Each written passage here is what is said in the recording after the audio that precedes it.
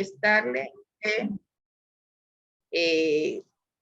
desde ya cuenten con un estímulo más allá del cualitativo que lo estoy haciendo ahorita, con un estímulo cuantitativo a las tareas ya enviadas.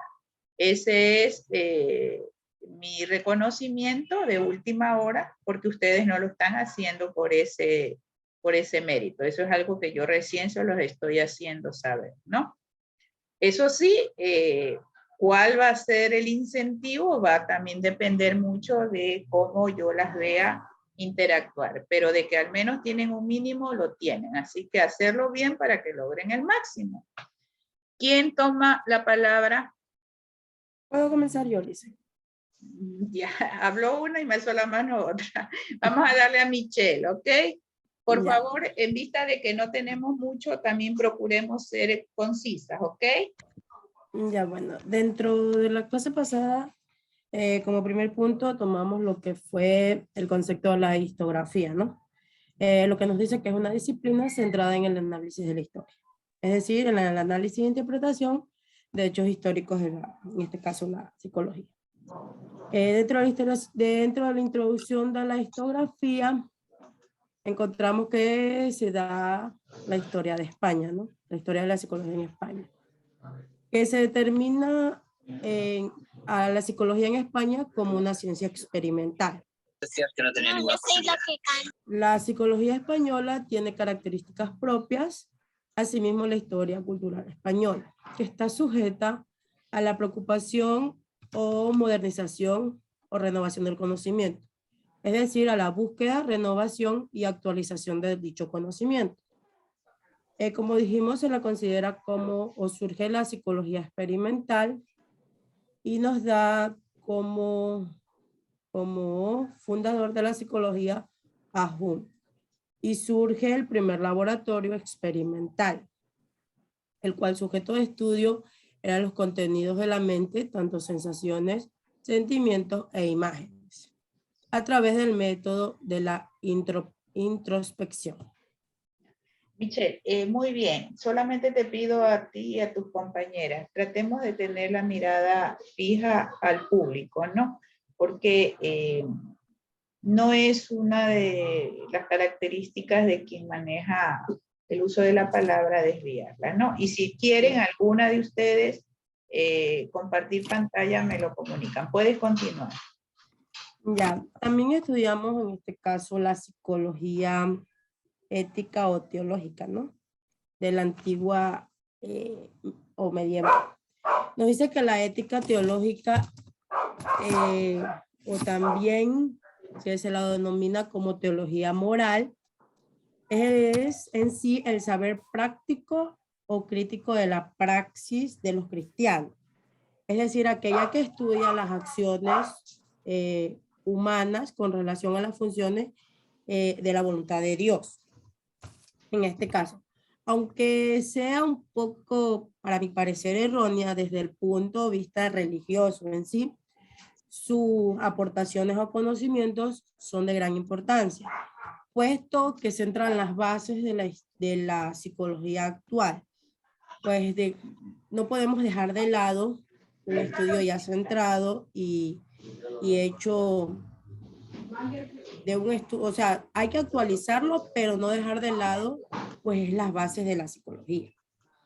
En este caso, la psicología, en cuanto a la vista de la vida religiosa, que también fue un punto que tocamos, podemos basarla o resumirla en cuanto a la vocación del hombre ante el llamado de la invitación de Dios. Es decir, la respuesta del hombre ante la invitación desde la parte religiosa. También tocamos otro punto que fue, si no me equivoco, la psicología y la ética, que es la relación entre la psicología y la ética al estudio del comportamiento del individuo. Desde la parte ética, desde el comportamiento, ¿cómo podemos decir? El comportamiento correcto del hombre. Muchas gracias. Ok, muy bien, muchas gracias. Karen, me dijo que quería compartir. Confírmenme si lo puede hacer. Sí.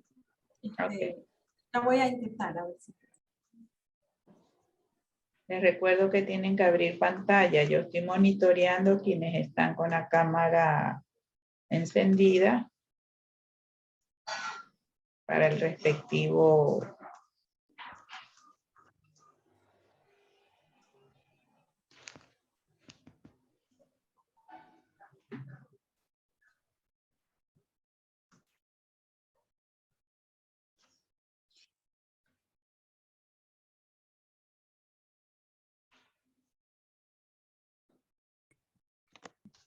Sí se observa.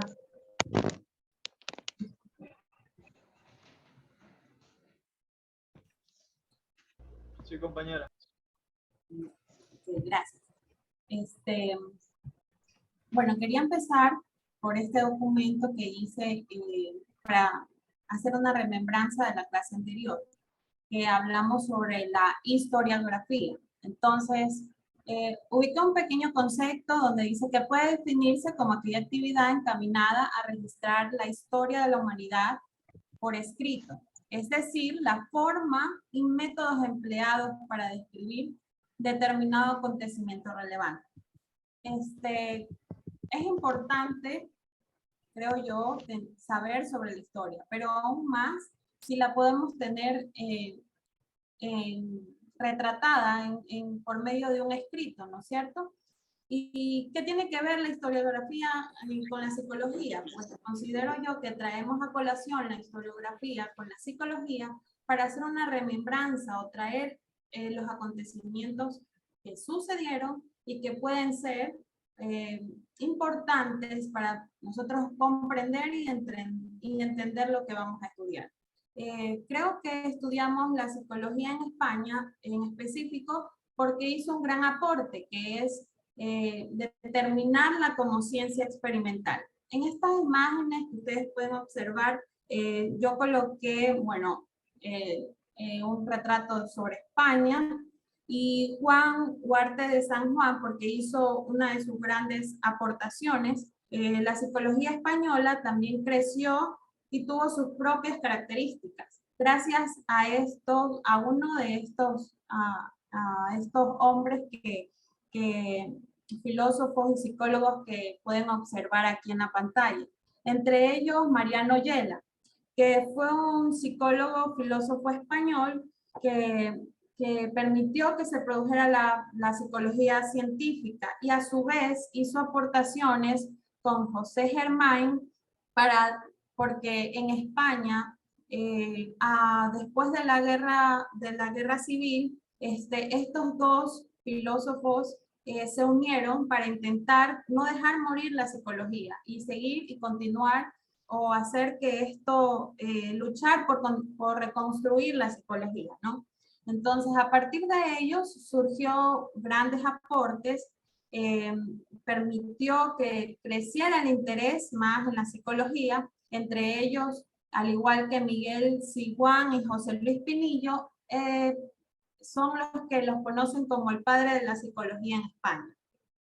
También coloqué aquí a Wilhelm Wundt como por su aportación en la psicología experimental, porque creo que parte de darle este lugar a España como determinar la ciencia experimental, también es importante encaminar o conocer que él fue una de las figuras muy importantes que en ese tiempo, no como ahora que tenemos internet y documentos, libros, artículos en demasía, sino que él publicó un libro en el que proponía las aportaciones a la psicología experimental. Fue precursor de la corriente estructuralista. Entonces, esto era como para recordar un poco lo de la clase pasada.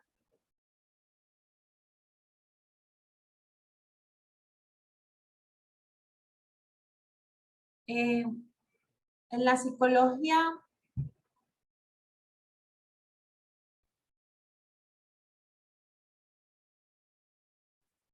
no sé si ahí se está observando bien o no.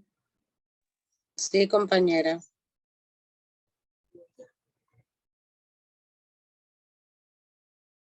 La psicología ético-teológica antigua y baja medieval del siglo I hasta el siglo XIII Como mismo le marca el título, ¿no? Estudiar la parte ético-teológica de la antigüedad, porque como conocemos claramente,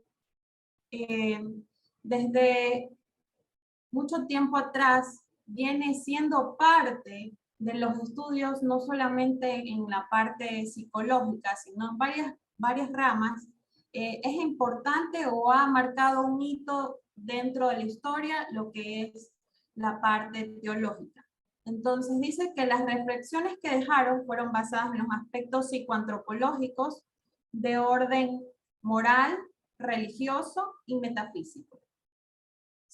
Antropológicamente, la hispano-romana apareció desde el siglo IV, o sea, ellos, como conocemos, los romanos se encuentran incluso tiempo antes de Cristo, pero aquí marcamos del siglo IV porque las concepciones antropológicas de la cultura greco-helenística, del platonismo, aristotelismo y el estoicismo. ¿Qué quiere decir esto? Que dentro de estas aportaciones romanas, hispano-romanas, entraron mucho conocimiento de lo que fue la cultura, de lo que fue la parte social, quienes comandaban o quienes dirigían un poco la parte del conjunto de la sociedad en aquel tiempo, pero sin embargo, al continuar en el avance de la historia, se produjeron aportes o venían trayendo esas raíces también de la parte del platonicismo, o sea, de Platón, de Aristóteles y del estoicismo. Y también aquí ubiqué una foto sobre Marco Aurelio, y de Lucio Aneo Senesca, que fueron el Marco Aurelio, que en el ámbito psicoeducativo hizo grandes aportaciones, a pesar de que para nuestro tiempo quizás no puedan ser tan considerables, para aquel tiempo en el que era otra situación, aportaron en la parte psicoeducativa, y el hispano-romano Lucio Aneo, quien fue que miraba un poco desde el aspecto de hacerse conciencia a sí mismo, o sea, intentar mirar hacia uno mismo, cuáles eran los deseos propios, cómo tratar de mantener un poco el yo quizás, y también entre las aportaciones hispano-romanas comenzó un poco el tema de estudio o saber un poco qué era la memoria. Entre la parte psicoantropológica patrística, quisiera primero decir que patrística quiere decir el orden, o marcaba el orden que se ejercía desde los padres de la iglesia, desde un poco los grupos eclesiásticos. Entonces, desde ahí decimos que duró desde el siglo V hasta el siglo VII, en el marco común de la cultura teológica moral cristiana. Entonces, en esta parte de la historia, podríamos llamarlo, que se fusionó un poco la parte filosófica y la parte del cristianismo. Entonces, para tratar de darle un poco de organización, crear un dogma, interpretando un poco las Sagradas Escrituras, incluyéndolas también con la parte filosófica. Y el psicoantropológica hispana musulmana, pues parte desde el estudio musulmán, y antropológicamente se ha estudiado, porque como conocemos hasta la actualidad, es un poco más estricto la parte en el ejercicio como tal de esta área, la parte desde la antropología colonial de Marruecos hasta la musulmana de España.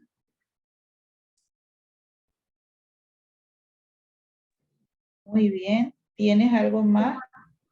Sí, esta última. Y la psicología escolástica y humanística antropológica en la Baja Edad Media del siglo XIII hasta el siglo XV Quisiera empezar diciendo que la parte escolástica es aquella en la que se buscaba resolver. Antes hablamos sobre la forma en la que querían antes llevar un poco los padres, ser quienes lideraban un poco el orden y buscar una doctrina y hacer un dogma y buscar cómo organizarse. En esta parte, creo yo, que más bien se busca unir a la razón y la fe. Como dice aquí, buscaba responder de manera comprensible las dudas que se generaban entre la razón y la fe. Porque, y sobre todo, una de las cosas que perdura hasta nuestros tiempos es que el ser humano era a imagen de Dios. Y se tenía apoyo de la parte dialéctica, la lógica, la ética, teológica, cosmológica, la metafísica y la psicología.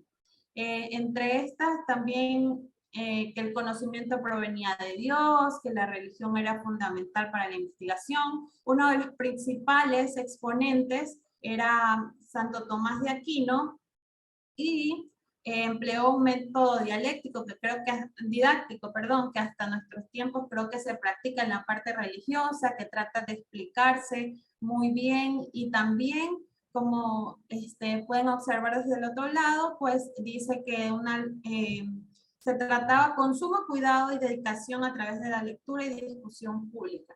Entonces, creo que estas cositas aún mantenemos en la parte religiosa, que se trata de una manera didáctica cómo enseñar respecto en la parte de las personas que somos creyentes, y también dedicarse también con minuciosidad sobre la lectura y la discusión del tema que se va a tratar. Es hasta aquí mi aportación, espero que hayan comprendido y muchas gracias por tomarme atención. Karen, muy bien, felicidades. Y me apoyo en esta última parte que usted expresa estos ámbitos, ¿no? El apoyo en la dialéctica, la lógica, la ética, la teología, la cosmología, la metafísica y la psicología. Es que justamente estos personajes que a más de ser científicos, filósofos e incluso médicos, arquitectos, etcétera, etcétera, eran religiosos. Y dado, como se los dije en la clase pasada, que para llegar a ser religiosos debían de tener conocimientos en estas áreas, lógicamente no solamente lo aprendieron para graduarse como religiosos, sino que su ser humano también quiso explayar ese bagaje de sabiduría para la sociedad. Pero, dado de que lógicamente ellos siempre iban a direccionar lo humano con su fe, se realza la participación de la iglesia, ¿no? Para muchos viene a ser un sesgo, ya que son contrarios a todo lo que expresa la iglesia, y muchos de estos contrarios no ven más allá que su deseo de combatir a la iglesia.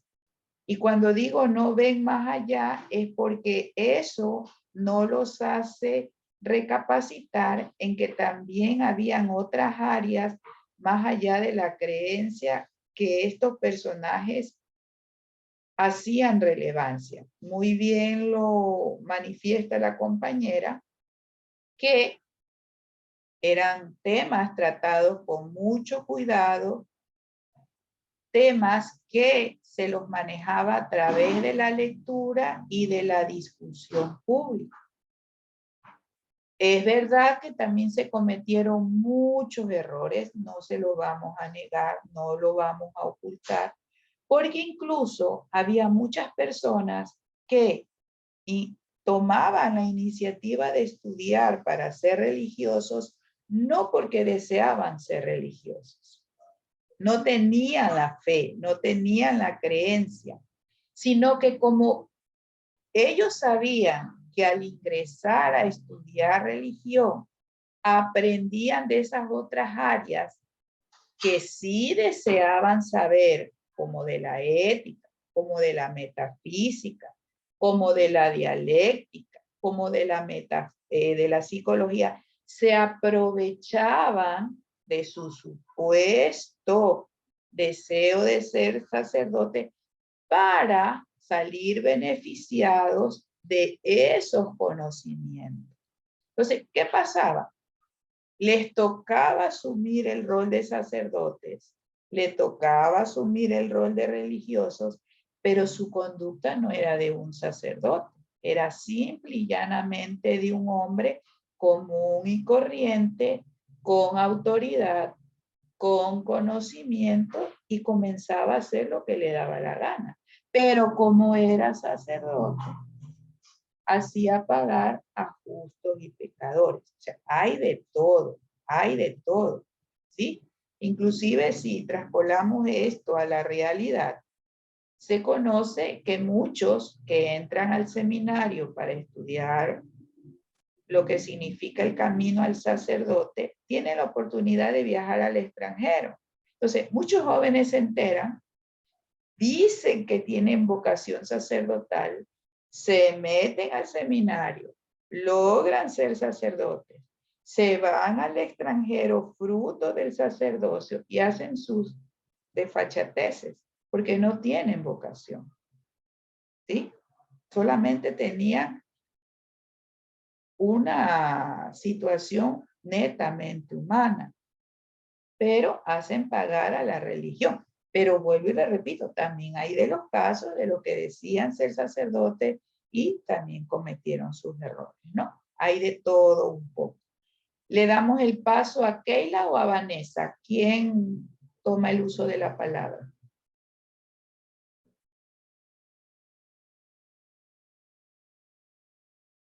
Hola, Keila o Vanessa, ¿quién habla? Por iniciativa propia, chicas. Se pasan los minutos. Bueno, profesora, yo quisiera compartir pantalla si puedo. Lo puede hacer, lo puede hacer.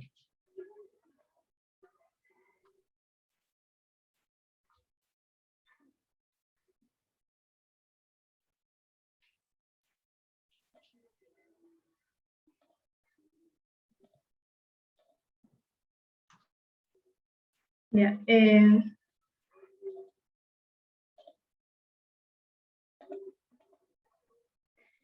la introducción historiográfica vemos que en España son nombrados algunos de los protagonistas como Ramón Cajal Fernández, Mira López Ortega, Cimarro, Yela, Pinillos. Bueno, a ellos se les otorga el crédito de la historiografía. A mediados del siglo XX, la historia cultural española pasaba por la preocupación entre la modernidad y renovación de los desarrollos científicos. A las mentes conservadoras les creaba algo de desconfianza, entonces había un desacuerdo, un debate.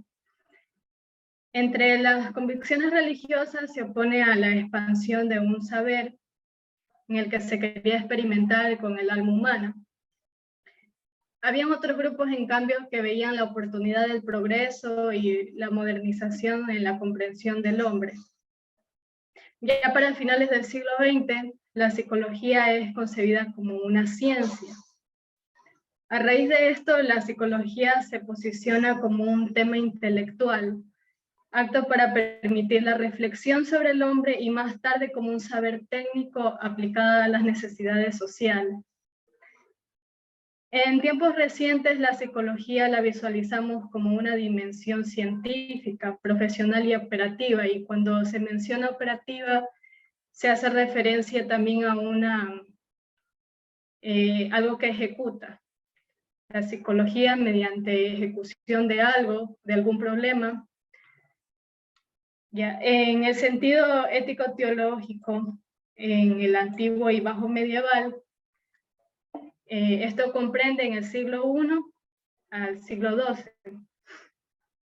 Durante el periodo psicoantropológico patrístico, comprende del siglo V al siglo VII, España estaba sometido al turco hegemónico, es decir, al jefe o a quien direcciona los pueblos bárbaros, con el dominio final de la monarquía convertida al cristianismo.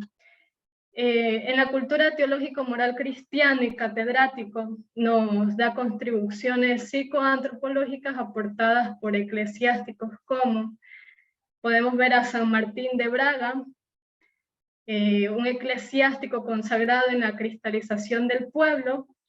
Diversos de sus escritos exhortan el comportamiento ético virtuoso del cristianismo. También tenemos a San Isidoro de Sevilla, no es San Isidro, en el compendio pueden ver que San Isidro está puesto como San Isidro de Sevilla, no es San Isidro, es San Isidoro de Sevilla. Fue un eclesiástico católico erudito e hispano de la época visigoda.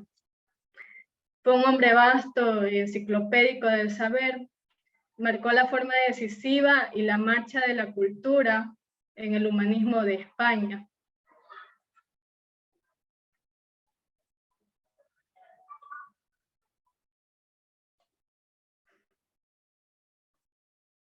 Bien. La escolástica es una corriente que se desarrolló en la Edad Media, Europa occidental. Los países que están en Europa occidental los podemos ver aquí, a ver si los puedo acercar, ahí. Comprendía España, Francia, Alemania y parte de Italia. Ya, los escolásticos se apoyaban en teorías filosóficas naturales de Aristóteles y demás filosóficos, como el saber religioso del cristianismo, judaísmo y otras religiones. Hago referencia a esta imagen ya que solamente se hacían estos aportes públicamente, o sea, entre ellos. Relacionaban la razón y la fe de la mejor manera posible, buscando respuestas comprensibles. Definen al hombre como el ser humano, que es la imagen de Dios, y por eso se apoya en la dialéctica, la lógica, la ética, la teología, cosmología, metafísica y psicología. Aquí tenemos el representante máximo de la corriente escolástica, Santo Tomás de Aquino, en el siglo XIII.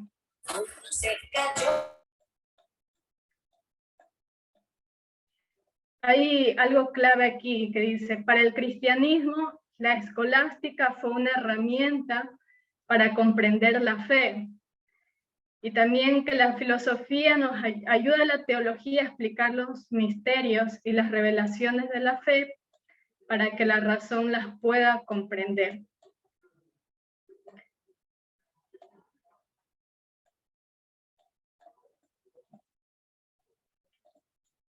Ya. El inculco de un conjunto de verdades sobre el hombre han supuesto una revolución ideológica al alcance insospechado y definitivo para el humanismo mundial. Aquellas concepciones nos refieren sobre una explicación de cómo han sido engendrados los dioses a partir del caos.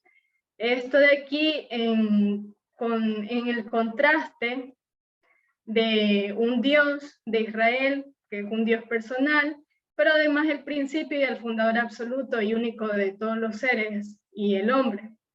Este era el contraste de este tiempo que existía. Ya.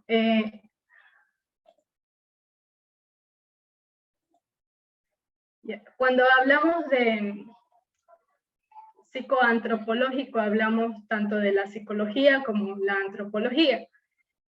Son dos dimensiones similares. Ambas tienen como objeto de estudio las diferentes manifestaciones de la conducta y la interacción con el mundo.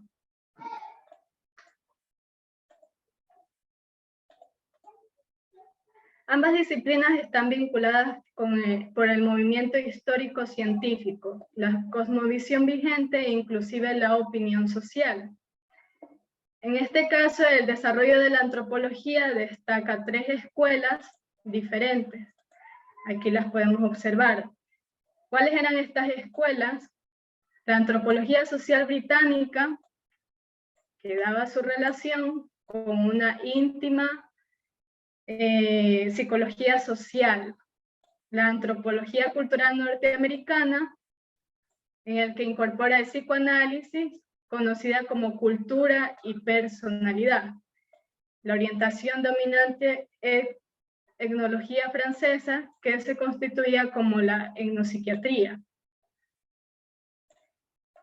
Los trabajos que exploran y exponen la relación entre antropología y psicología lo hacen por medio de la perspectiva cultural. Es decir, que como estas escuelas estaban constituidas, lo que los unía era la perspectiva cultural y social. Eso era lo que, las similitudes que tenían entre ellos.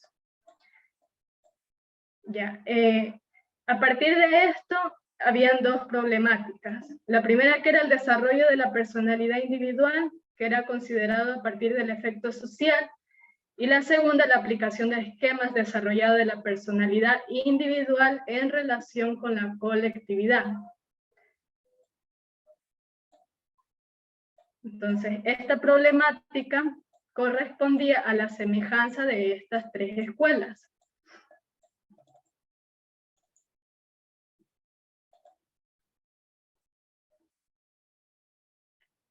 Un ratito que no puedo mover esto de aquí. Ya. Cuando hablamos de... A ver, disculpen que no puedo ver aquí por completo la pantalla. No me deja ver. Está muy bien, tranquila, no se preocupe. Incluso me da tiempo para comunicarle de que está próximo a cerrarse la sesión. Ya les envié al chat del Zoom y al chat de WhatsApp en la nueva dirección, en el enlace Zoom Media, donde no tendremos esta dificultad de que se nos comunique, ¿no? Nos avisa cuando continúas. Ya, ahí sí. A ver. La psicoantropología en el barroco y preilustración, que comprende entre 1600 a 1770. Hay que conocer que la política española del siglo XVII estaba regida por la monarca de la Casa Austria. Cuando hablamos de monarca quiere decir la monarquía, quien lideraba. Y la Casa Austria es lo que los españoles denominan como la dinastía Habsburgo. Ya, impregnaba una trascendente fisionomía religiosa. Cuando habla de fisionómica religiosa, habla de la fenomenología o la descripción. Ya, en el periodo de Felipe V y Felipe VI, eran escasos los contactos con la cultura europea, revolucionando esquemas del empirismo británico y el racionalismo cartesiano. Recordemos que el empirismo británico era la teoría de la experiencia ligada a la percepción sensorial, y el racionalismo cartesiano era lo de Descartes, que era el